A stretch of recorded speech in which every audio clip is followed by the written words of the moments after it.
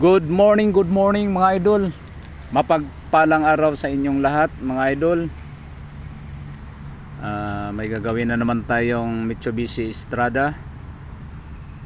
Ang problema nito mga idol, ayaw mamatay ang oil indicator sa cluster.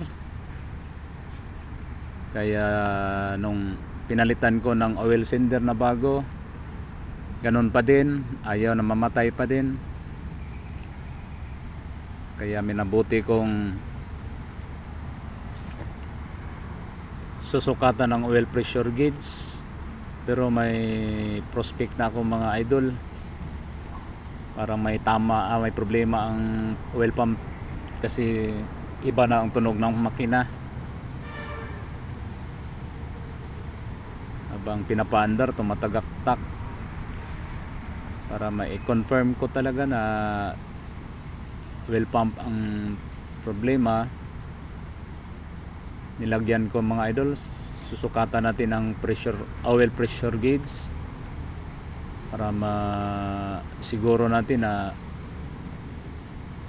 may problema ba talaga ang oil pump. Sa ngayon, kinakabit ko na ang adapter ng oil pressure gauge mga idol.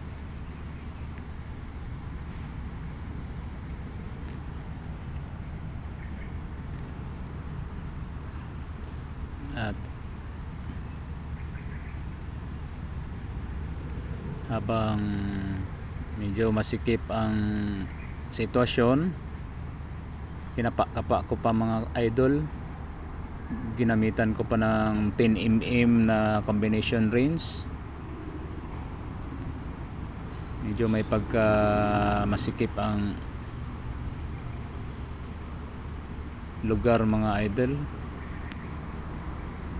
Ngayon hinihigpitan ko para walang sisingaw, hindi sisingaw.